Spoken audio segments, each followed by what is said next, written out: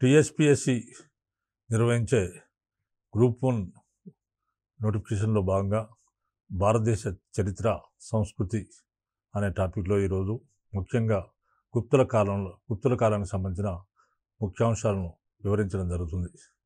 గుప్తులు కాలంలో అంటే మనకు ప్రిలిమినరీ ఎగ్జామ్స్ సంబంధించి గ్రూప్ 1 ప్రిలిమినరీ ఎగ్జామ్స్ సంబంధించి కొన్ని ఇంపార్టెంట్ ప్రశ్నలు అంటే కొన్ని ప్రశ్నలు ఏ విధంగా అడిగే అవకాశం ఉందనే విషయాన్ని గురించి నేను ఇప్పుడు వివరిస్తాను.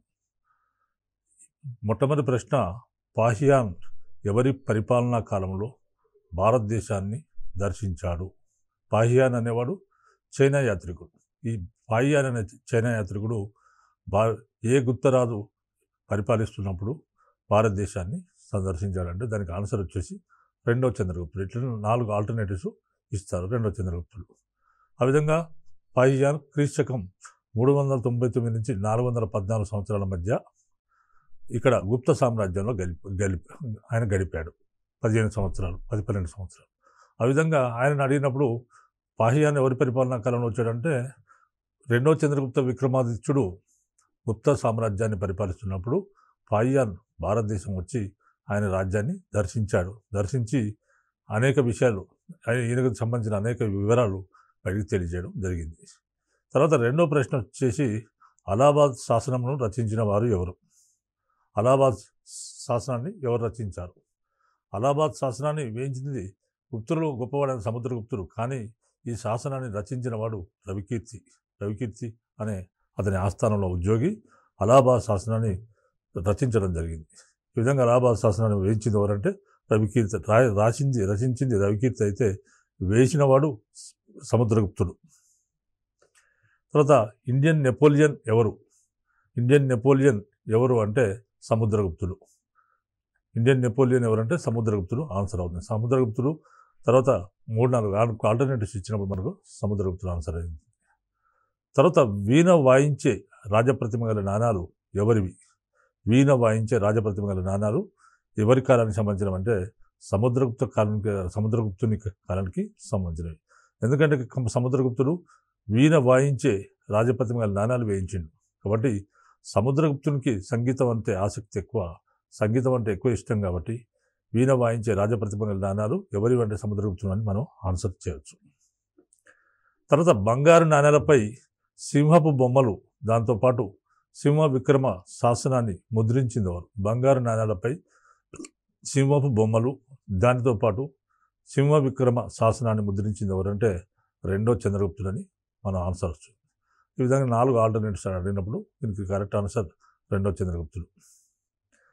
తర్వాత నెక్స్ట్ క్వశ్చన్ వచ్చేసి ఉజ్జయినిలోని మహంకాళి ఆలయంలో దేవదాసీలు ఉన్నట్లు పేర్కొన్నవారు ఎవరు? ఉజ్జయినిలోని మహంకాళి ఆలయంలో దేవదాసీలు ఉన్నట్టు ఎవరు పేర్కొన్నారంటే కాళిదాస్ అనే కవి పేర్కొన్నాడు. ఈ విధంగా 4 ఆల్టర్నేటివ్స్ కింద ఇచ్చినప్పుడు కాళిదాస్ అనేది కరెక్ట్ ఆన్సర్ అవుతుంది. తర్వాత నూతన హైందవ మతం ఎప్పుడు రూపొందింది? హైందవ మతం ఎప్పుడు సంస్కరించబడింది? లేకపోతే నూతన హైందవ మతం ఎప్పుడు రూపొందింది? ఎవరి పరిపాలనా కాలంలో రూపొందించబడింది అంటే కింద ఆల్టర్నేటివ్స్ ఇస్తారు. గుప్తుల కాలం, మౌర్యుల కాలం, కుషానుల కాలము, తర్వాత పుష్యభూతి వంశం వారి కాలం అన్నప్పుడు గుప్తుల కాలంలో నూతన హైందవ మతం రూపొందింది, ఆధునిక మతంగా తయారైంది. తర్వాత ఈ జైన దిగంబర మత శాఖకు ప్రధాన కేంద్రము ఏది? జైన మతంలో శ్వేతాంబరులు, దిగంబరులు ఉంటారు. అంటే జైన మతము 2గా చీలిపోయింది. కొంతమంది మార్పులు కావాలన్న వారందరూ కూడా శ్వేతాంబరులు అయ్యారు. మార్పులు అవసరం లేదు అన్న వాళ్ళు దిగంబరులు అయ్యారు. కాబట్టి ఈ విధంగా జైన మతంలో దిగంబర మత శాఖ ఒకటి, తర్వాత శ్వేతాంబర మత శాఖ ఒకటి. దిగంబర మత శాఖకు ఈ కాలంలో ప్రధాన కేంద్రం ఏంటంటే పుండ్రవర్ధన అనేది కింద ఆల్టర్నేటివ్స్ ఇచ్చినప్పుడు పుండ్రవర్ధన అనేది మనకు ఆన్సర్ అవుతుంది. తర్వాత హితోపదేశానికి మూలమేది? హితోపదేశం అనే గ్రంథానికి ఎక్కడి నుంచి రచించబడింది? దానికి మూలం ఏదంటే పంచతంత్రం అయింది. పంచతంత్రం ద్వారానే హితోపదేశం అనేది రచించబడింది.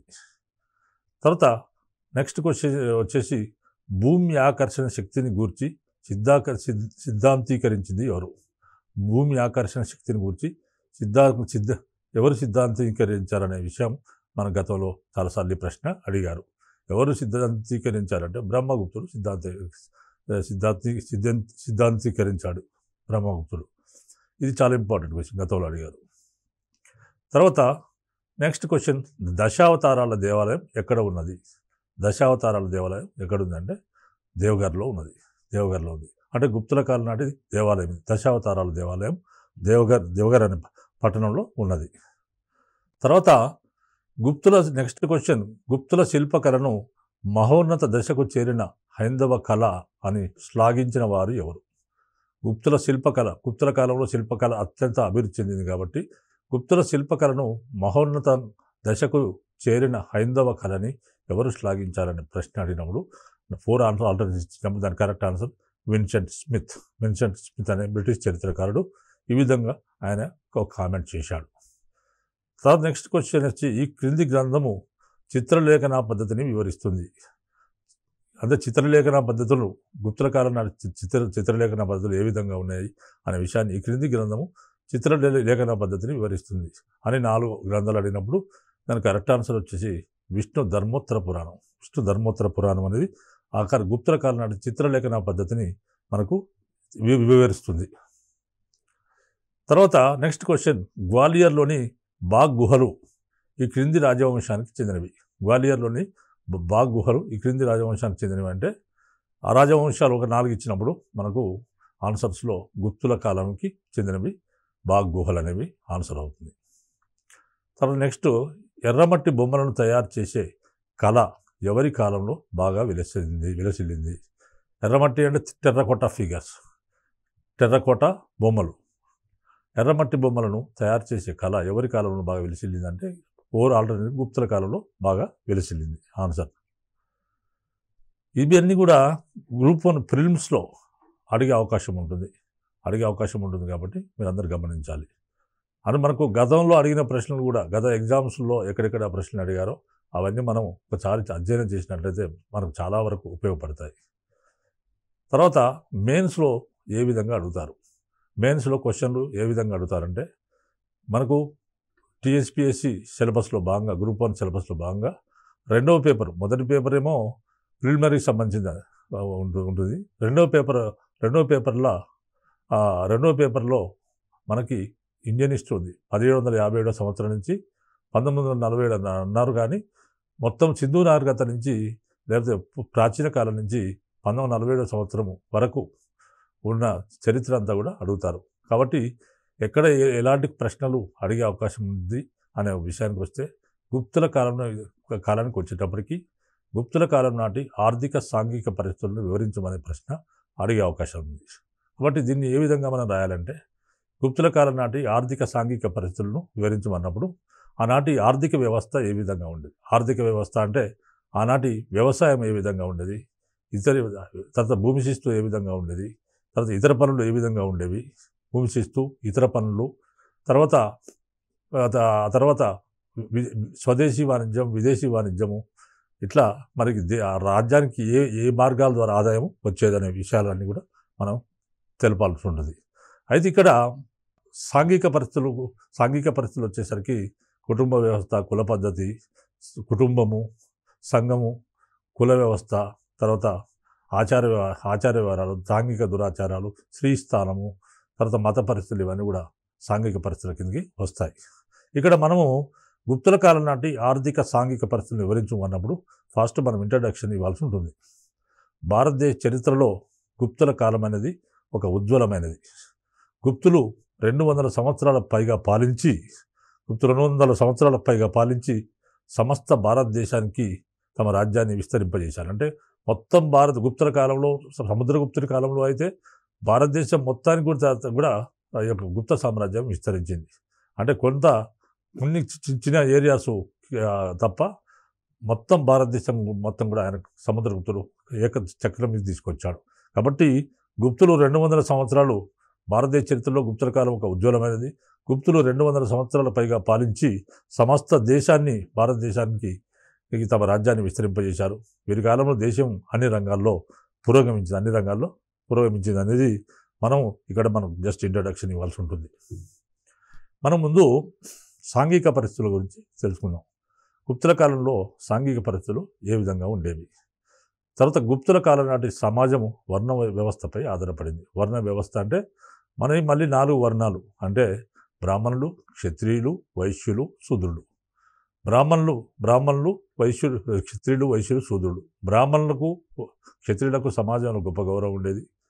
అదేవిధంగా వైశ్యులకు, వైశ్య శూద్రులకు పెద్ద అధికారాలు, హక్కులు ఉండేవి కాదు.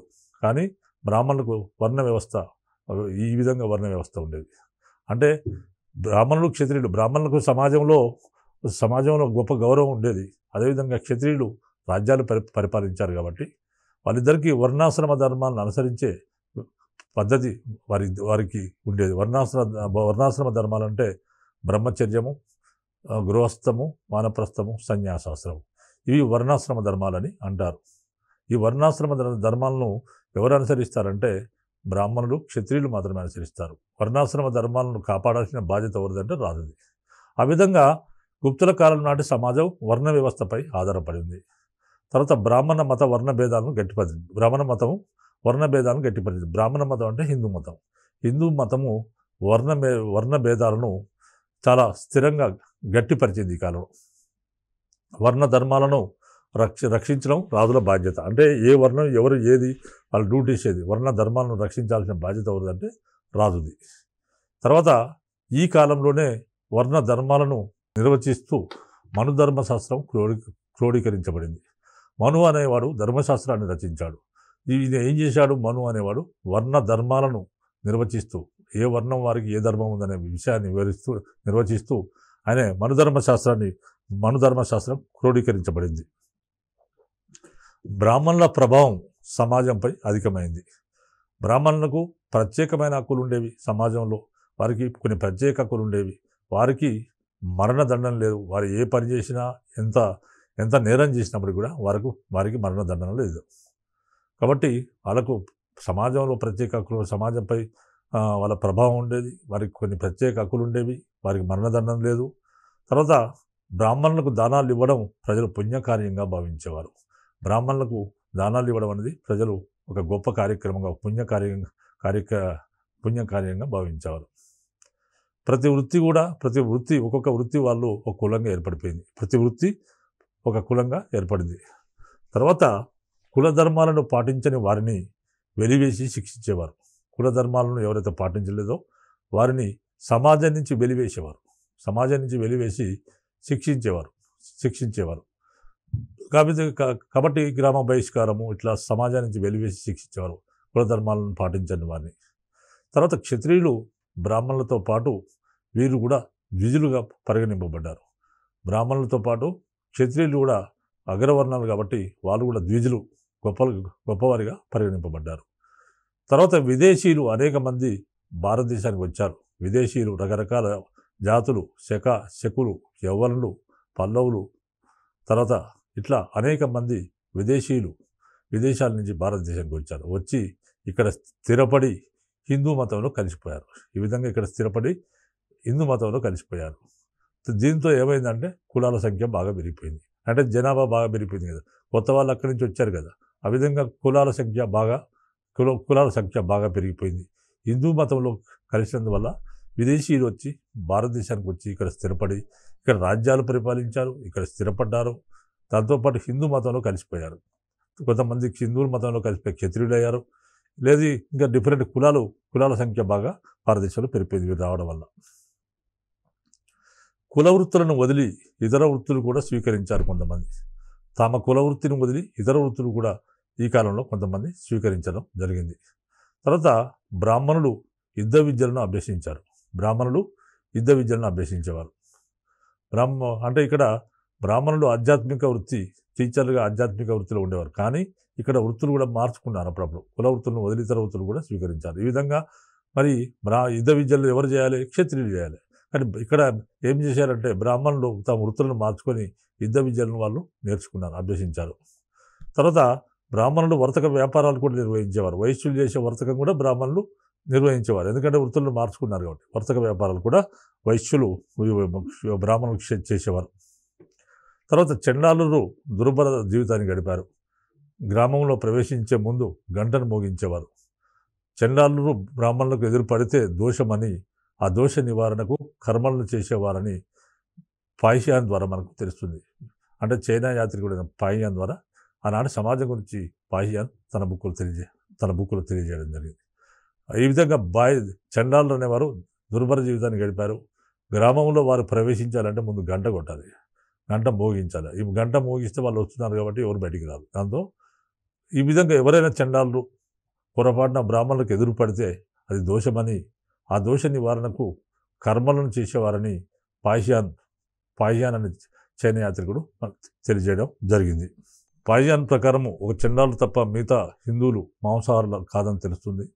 తర్వాత ఈ కాలంలో ఉమ్మడి కుటుంబ వ్యవస్థ ఉండేది. అంటే ఉమ్మడి కుటుంబం అంటే అందరు కలిసి ఉండేవారు. ఉమ్మడి కుటుంబ వ్యవస్థ ఉండేది. తర్వాత పితృస్వామిక వ్యవస్థ ఉండేది. అంటే కుటుంబానికి తండ్రి పెద్ద అనే అలాంటి వ్యవస్థను పితృస్వామిక వ్యవస్థ అని అంటారు. ఈ కాలంలో పితృస్వామిక వ్యవస్థ ఉండేది. తర్వాత పూర్వీకుల నుంచి సంక్రమించిన ఆస్తిలో తండ్రికి కుమారులకు సమాన హక్కులు ఉండేవి. ఎవరైతే పూర్వీకుల నుంచి ఆస్తి వస్తుందో ఆ సంక్రమించిన ఆస్తిలో తండ్రికి మరియు కుమారులకు కూడా సమాన హక్కులు ఉండేవి. ఆనాటి సాంఘిక దురాచారాల్లో మనకు బాల్య వివాహాలు, బహుభార్యాత్వం మొదలైనవి ఉండేవి. ఆ కాలంలో మనకు బాల్య వివాహాలు, బహుభార్యాత్వము అంటే బహుభార్యాత్వం అంటే ఒక పురుషుడు ఒక స్త్రీకి మించి ఎక్కువ మంది పెళ్లి చేసుకోవడం బహుభార్యాత్వం అంటారు. ఆ విధంగా బాల్య వివాహాలు, బహుభార్యాత్వం మొదలైనవి ఆనాటి సాంఘిక దురాచారాలుగా ఉండేవి. తర్వాత సతీ సాగమనము వాడుకలోకి వచ్చినట్లు ఇరాన్ శాస్త్రం ద్వారా తెలుస్తుంది. సతీ సాగమనము అప్పుడు వాడుకలో ఉన్నట్లు మనకు ఆధారం ఏంటంటే ఇరాన్ శాస్త్రము సతీ సాగమన వాడుకలోకి వచ్చినట్టు మనకు తెలుస్తుంది. ఈ రోజుల్లో సువర్ణ వివాహాలే జరుగుతుండేవి. అంటే ఏ కులానికి ఆ కుల వివాహాలే ఈరోజు సువర్ణ వివాహాలే జరుగుతుండేవి. తర్వాత అంటే ఇట్లా వర్ణాంతర వివాహాలు కూడా అప్పుడప్పుడు జరిగినట్టు తెలుస్తుంది. మనకు తెలుస్తుంది. తర్వాత సమాజంలో స్త్రీకి బాగా ప్రాధాన్యత తగ్గింది. సమాజంలో స్త్రీలకు హక్కులు లేకుండా పోయాయి, స్వాతంత్రం లేకుండా పోయింది. సమాజంలో స్త్రీకి బాగా ప్రాధాన్యత తగ్గింది. తర్వాత రాజకుటుంబాలకు చెందిన స్త్రీలు మాత్రమే విద్యను గడించారు. సమాజంలో స్త్రీకి ప్రాధాన్యత తగ్గింది. రాజకుటుంబాలకు చెందిన స్త్రీలు మాత్రమే విద్యను గడించారు. ప్రతి స్త్రీకి ఆస్తి హక్కు లేదు, ఎలాంటి హక్కులు లేవు, సమాజంలో హక్కులు లేవు, స్త్రీకి ఆస్తి హక్కు లేదు. తర్వాత నర్తకీలకు, దేవదాసీలకు సమాజంలో మంచి గౌరవం ఉండేది. సమాజంలో స్త్రీకి ఎలాంటి హక్కులు లేవు, స్త్రీకి చాలా ప్రాధాన్యత తగ్గింది. తర్వాత రాజకుటుంబాలకు చెందిన స్త్రీలు మాత్రమే విద్యను అభ్యసించేవారు. స్త్రీకి ఆస్తి హక్కు లేదు. కానీ ఇక్కడ ఏం గమనించాల్సింది ఏంటంటే నర్తకీలకు అంటే డాన్స్ చేసే వాళ్ళకి, దేవదాసీలకు సంఘంలో మంచి గౌరవం ఉంది. దేవదాసీలు అంటే దేవునికి అంకితమైపోయిన బాలికల సమయంలోనే దేవునికి అంకితంగా ఉండేవారు. వాళ్ళు పెళ్లి చేసుకోరు, జీవితాంతం దేవునికి సేవ చేస్తూ దేవాలయాల్లో ఉంటూ సమాజానికి సేవ చేస్తూ ఉంటారు. ఇలాంటి దేవదాసీలకు కూడా సంఘంలో మంచి గౌరవం ఉండేది. ఉజ్జయినిలో ఉన్న మహంకాళి ఆలయంలో దేవదాసీలు ఉన్నట్లు కాళిదాసు రచనల ద్వారా మనకు తెలుస్తుంది. ఉజ్జయినిలోని మహంకాళి దేవాలయంలో దేవదాసీలు ఉన్నట్టు మనకు కాళిదాస్ అనే కవి రచించిన రచనల ద్వారా మనకు తెలుస్తుంది. తర్వాత స్త్రీ పురుషులు ఇరువురు ఆభరణాలను ధరించేవారు. స్త్రీలు పురుషులు ఇద్దరు కూడా నగలను ఆభరణాలను ధరించేవారు. పురుషులు అంగవస్త్రాన్ని ధోతిని ధరించేవారు. స్త్రీలు రవికలను ధరించేవారు. ఇవి ఈ కాలంలో మనకు ప్రధానంగా ఈ కాలం నాటి వస్త్ర విధానం. సంపన్నులు, బాగా ధనవంతులు ఎవరైతే ఉంటారో వాళ్ళు సుగంధ ద్రవ్యాలనే వాడేవారు. మంచి పరిమళం వచ్చే సంపన్నులు సుగంధ ద్రవ్యాలనే వాడేవారు. తర్వాత పురుషులకు చదరంగము, వేట, కోళ్ళ పందాలు, పొట్టేల పందాలు ఉండేవి. పురుషులు ఏం చేసేవారంటే వీళ్ళకు కొన్ని వారి యొక్క టైంపాస్ అనమాట. పురుషులకు చదరంగము, వేట, కోళ్ళ పందాలు, పొట్టేళ్ల పందాలు, పాచికలాట ఈ కాలం నాటి వినోదాలుగా ఉండేవి. తర్వాత సంగీతము, నృత్యము, స్త్రీలకు కందుక క్రీడ. ఈ సంగీతము, నృత్యము స్త్రీలకు కందుక క్రీడ అంటే బంతులాట. అంటే స్త్రీలకు సంగీతము, నృత్యము, తర్వాత కందుక క్రీడ అంటే బంతులాట ఉండేది. తర్వాత పిల్లలకు వినోదాలు ఉండేవి. వినోదాలు ఏంటంటే పిల్లలకు రకరకాల వినోదాలు ఉండేవి. తర్వాత బానిసత్వం ఈ కాలంలో ఉండేది. ఆ విధంగా బానిసైన వాడు బానిసలు కొనుక్కోవడం, అమ్ముకునే ఆచారం, పద్ధతి ఈ కాలంలో ఉండేది. బానిసత్వంలో ఈ కాలంలో ఉండేది. ఇది అన్నీ కూడా సామాజిక పరిస్థితులు. మనకు సామాజిక పరిస్థితుల్లో ఇవన్నీ వస్తాయి. మళ్ళీ ఆర్థిక పరిస్థితుల విషయానికి వస్తే ప్రభుత్వం వ్యవసాయాన్ని ప్రోత్సహించింది. నూతన భూభాగాలు మారాయి. ప్రభుత్వం వ్యవసాయాన్ని ప్రోత్సహించింది. నూతన భూభాగాలు మారాయి. ఎందుకంటే భూభాగాలు ఎందుకు మారాయంటే అడవులను నరికించి వీరు నూతన వ్యవసాయ భూములను వెలుగులోకి తీసుకొచ్చారు. కాబట్టి ప్రభుత్వం వ్యవసాయాన్ని ప్రోత్సహించడం అంటే అడవులను నరికించి నూతన వ్యవసాయ భూములను వెలుగులోకి తీసుకొని రావడం. ఈ విధంగా నూతన భూభాగాలు వచ్చాయి, వ్యవసాయ భూములుగా మారిపోయాయి. ప్రభుత్వము వ్యవసాయ భూములకు నీటిపారుదల సౌకర్యాలను కల్పించి వ్యవసాయాన్ని ప్రోత్సహించడం జరిగింది. ఆ విధంగా వ్యవసాయాన్ని ప్రోత్సహించినప్పుడు భూమి శిస్తు కూడా బ్రహ్మాండంగా వస్తుందని ప్రభుత్వం యొక్క ఉద్దేశం. తర్వాత ప్రజల యొక్క ముఖ్య వృత్తి వ్యవసాయం. తర్వాత రాజ్య ముఖ్య ఆదాయం ఏంటంటే భూమి శిస్తు. ప్రజల ముఖ్య వృత్తి వ్యవసాయము, రాజ్య ముఖ్య ఆదాయము ఎక్కడి నుంచి వస్తుందంటే భూమి శిస్తు ద్వారా వస్తుంది. ఈ విధంగా మరి రకరకాల వాటర్ సోర్సెస్ పెట్టారు. అవేంటంటే బావులు, చెరువుల నుంచి నీరు తెచ్చుకునేవారు. చెరువుల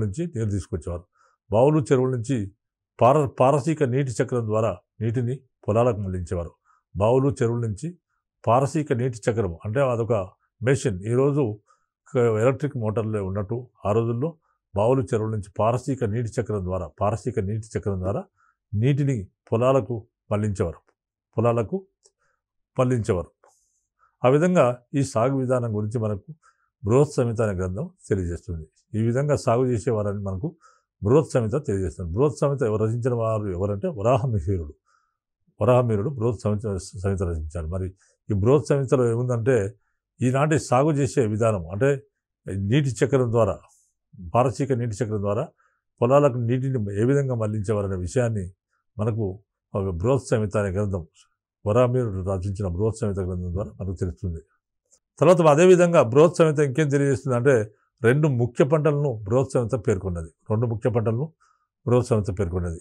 అవేంటంటే వరి, గోధుమలు, చెరకు, పప్పు, నూనె గింజలు మొదలైనవి. అంటే రెండు ముఖ్య పంటలను పేర్కొన్నది. అదేంటంటే వరి, గోధుమలను బృహత్ సంహిత పేర్కొన్నది. వరి, గోధుమలే కాకుండా చెరకు, పప్పు, నూనె గింజలు, బార్లీ, అల్లం, కూరగాయలు, పండ్లు మొదలైన పంటలు కూడా ఈ కాలంలో పండాయి.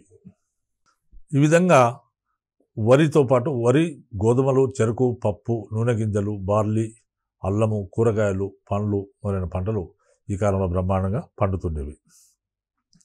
అయితే వ్యవసాయంతో పాటు పరిశ్రమలు కూడా బాగా అభివృద్ధి చెందాయి. తర్వాత వృత్తి పనివారు వృత్తి సంఘాలుగా ఏర్పడి అనేక కుటీర పరిశ్రమలు నిర్వహించేవారు. వృత్తి పనివారు వివిధ వృత్తులను చేసుకునేవారు వృత్తి సంఘాలుగా ఏర్పడి అనేక కుటీర పరిశ్రమలను నిర్వహించేవారు. అలా ఇంట్లో అనేక చిన్న పరిశ్రమలను నిర్వహించేవారు. తర్వాత ఈ సంఘాల యువకులకు వారి వృత్తులలో శిక్షణా కేంద్రాలుగా ఉండేవి. ఈ వృత్తి సంఘాల వాళ్ళు యువకులకు వారి వృత్తుల్లో శిక్షణ ఇచ్చేవారు. ఆ విధంగా ఈ కుటీర పరిశ్రమలు ఎలా నిర్వహించాలనే విషయంలో యువకులకు వారి వృత్తుల్లో శిక్షణా కేంద్రాలు పెట్టి వారికి శిక్షణ ఇచ్చేవారు. వర్తకులు శ్రేణులుగా ఏర్పడి వర్తకం చేసేవారు. అంటే ఒక శ్రేణులు అంటే ఏంటంటే ఒక వృత్తి చేసేవారందరూ కూడా ఒక శ్రేణిగా ఏర్పడతారు. ఆ విధంగా వృత్తి చేసేవారందరూ ఒక శ్రేణిగా ఏర్పడతాయి. శ్రేణి అంటే ఒక సంఘం, ఒక శ్రేణిగా ఏర్పడి వారి వృత్తులు చేసుకుంటారు. అంటే వాళ్ళకి ఏంటంటే ఒక్కొక్క వృత్తి చేసే వారికి ఒక శ్రేణి ఏర్పడుతుంది. ఈ విధంగా శ్రేణి అంటే సంఘంకి శ్రేణికి ఒక అధ్యక్షుడు ఉంటాడు, ఆయన పేరు శ్రేష్ఠి. తర్వాత వారు ఈ విధంగా శ్రేష్ఠి ఉంటాడు. శ్రేణులకు బ్యాంకులు ఉంటాయి. వాళ్ళకి ఎవరైనా దగ్గర డబ్బులు ఉంటే వారు వీరి శ్రేణిలో పెట్టుబడులు పెడతారు, వారు వడ్డీ ఇస్తారు, ఆ డబ్బు తీసుకొని వడ్డీ ఇస్తారు. తర్వాత శ్రేణి ధర్మం అనేది ఒకటి ఉంటుంది. తర్వాత శ్రేణి వెల్ఫేర్ గురించి వారికి వెల్ఫేర్ గురించి శ్రేణిలో ఉన్న సభ్యులందరూ కూడా కొంత అమౌంట్ వాళ్ళకు పంపిస్తుంటారు. ఇది శ్రేణి. ఈ విధంగా శ్రేణి వ్యవస్థ ఏర్పడి రకరకాల శ్రేణులు ఏర్పడి ఆనాటి స్వదేశీ వాణిజ్యం, విదేశీ వాణిజ్యం ఈ శ్రేణులు నిర్వహించడం జరిగింది. ఈ శ్రేణులు నేటి బ్యాంకులు లెక్క ఇప్పుడు ప్రజెంట్ బ్యాంకులు ఏ విధంగా ఉన్నాయో ఈ శ్రేణులు నేటి బ్యాంకులుగా ఆ రోజుల్లో పనిచేసేవి. ఈ శ్రేణులను నిగమలు అనేవారు. ఈ శ్రేణులను నిగమలు అనేవారు. తర్వాత కొన్ని నిగమలు కలిసి ఒక బృహత్ సంఘంగా ఏర్పడి ఉండేవి. ఈ శ్రేణులు నేటి బ్యాంకులుగా పనిచేసేవి. ఈ శ్రేణులను ఏమనేవారంటే నిగమలు అనేవారు. నిగమలని ఆ కాలంలో అనేవారు. కొన్ని నిగమలు కలిసి ఒక బృహత్ సంఘంగా ఏర్పడి ఉండేవి. ఈ నిగమలు అంటే శ్రేణులు కొన్ని నిగమలు కలిసి ఒక బృహత్ సంఘంగా ఏర్పడి ఉండేవి. శ్రేణులు తమ లాభాల్లో కొంత భాగాన్ని ప్రజోపయోగకర కార్యకలాపాలపై ఉపయోగించేవి. శ్రేణులు తమ లాభాల్లో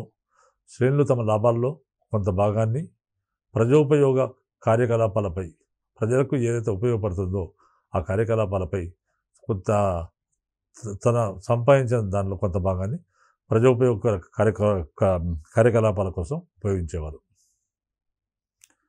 తర్వాత ఈ కాలంలో విదేశీ వాణిజ్యం బ్రహ్మాండంగా సాగింది. విదేశీ వాణిజ్యం బాగా సాగింది.